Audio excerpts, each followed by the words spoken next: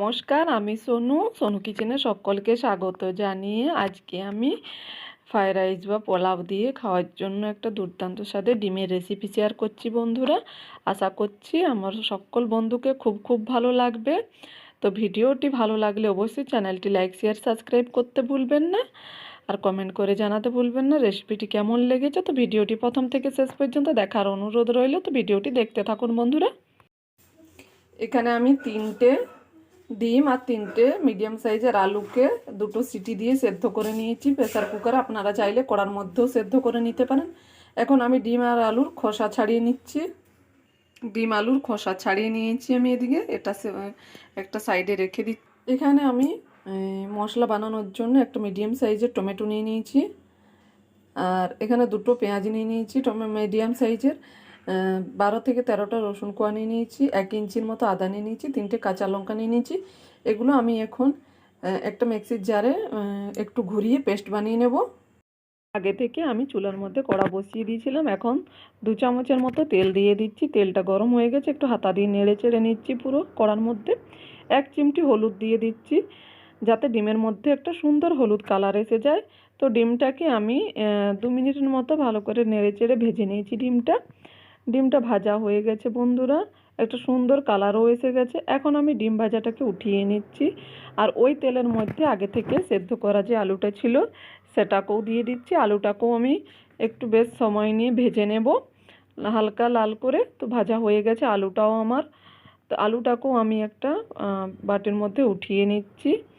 আর ওই তেলের মধ্যে আবারও আমি 2 চামচ তেল দিয়ে দিয়েছি। একটা শুকনো লঙ্কা, একটা তেজপাতা, এক টুকরো দারচিনি, 2টো এলাচ, 2টো লবঙ্গ ফোড়ন দিয়ে 1 সেকেন্ডের মতো নেড়ে চেড়ে নিয়েছি। আর আগে থেকে মশলা যে পেস্ট করে রেখেছিলাম, বেটে রেখেছিলাম, সেটা দিয়ে দিচ্ছি। এখন আমি 2-3 মিনিটের মতো সময় নিয়ে ভালো করে মশলাটা কষিয়ে নেব, যাতে আদা রসুন পেঁয়াজের মধ্যে কোনো রকম কাঁচা গন্ধ না থাকে। আর গন্ধটা দেখুন কষানো হয়ে গেছে, গন্ধটা চলে গেছে কাঁচা গন্ধটা। এর মধ্যে আমি কিছু গুঁড়ো মশলা অ্যাড করে দিচ্ছি। হলুদ গুঁড়ো, জিরে গুঁড়ো, লঙ্কা গুঁড়ো, ধনে গুঁড়ো সব 1 চামচ করে দিয়ে দিয়েছি আমি। আর এটা কাশ্মীরি লাল লঙ্কা, ঝাল লঙ্কা নয়। তো মশলাটা একটু নেড়ে চেড়ে নিয়েছি। এখন আমি বাটি ধোয়া জলটা দিয়ে দিচ্ছি যাতে মশলাটা পুড়ে না যায়। ভালো করে আমি মশলাটাকে সময় নিয়ে 2-3 মিনিট কষিয়ে নেব তেল ছাড়া পর্যন্ত। আর যা গন্ধ উঠেছে, মনে এখনি কড়া থেকে মশলাটাই খেয়ে নি উঠিয়ে। মশলাটা দেখুন বন্ধুরা কষানো হয়ে গেছে, মশলা থেকে তেল ছেড়ে দিয়েছে। এখন আলুটা আমি দিয়ে দিচ্ছি।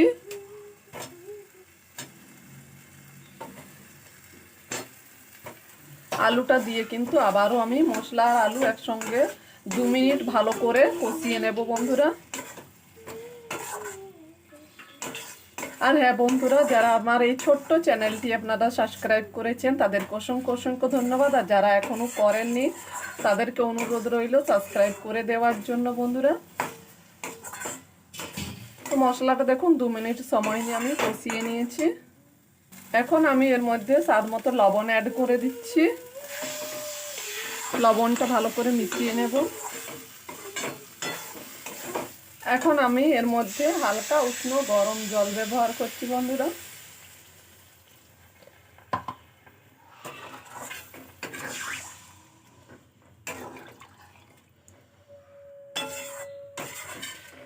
এটাকে আমি 5 মিনিট ফুটিয়ে নেব ঝোলটাকে, মানে গ্রেভিটাকে।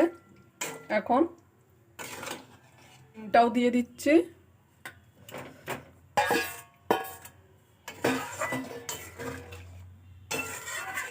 তো শুরু হয়ে গেছে, এই সময় আমি ঢেকে দিচ্ছি। এটা লো টু মিডিয়াম আছে, 5 মিনিট ঢেকে রেখে দেব।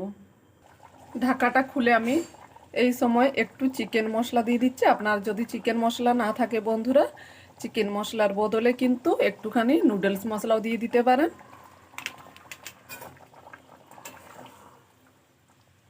একটু মিশিয়ে নেব মশলাটা। আর একটু অল্প ওপর দিয়ে গরম মশলা দিয়ে দিচ্ছি।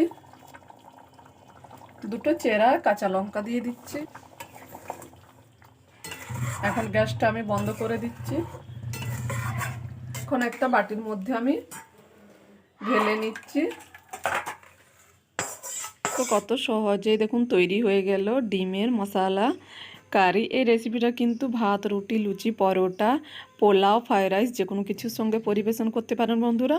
তবে এখানে আমি ফ্রাইড রাইসের সঙ্গে এটি পরিবেশন করেছি, সঙ্গে আলু ভাজা, কুমড়ো বীজ ভাজা, বেগুন ভাজা। খেতে অসাধারণ লাগে। রেসিপিটি ভালো লাগলে অবশ্যই লাইক, শেয়ার, সাবস্ক্রাইব করতে ভুলবেন না, কমেন্ট করে জানাতে ভুলবেন না কেমন লেগেছে রেসিপি। সবাই ভালো থাকবেন, সুস্থ থাকবেন বন্ধুরা। অন্য কোনো রেসিপিতে আবার দেখা হবে।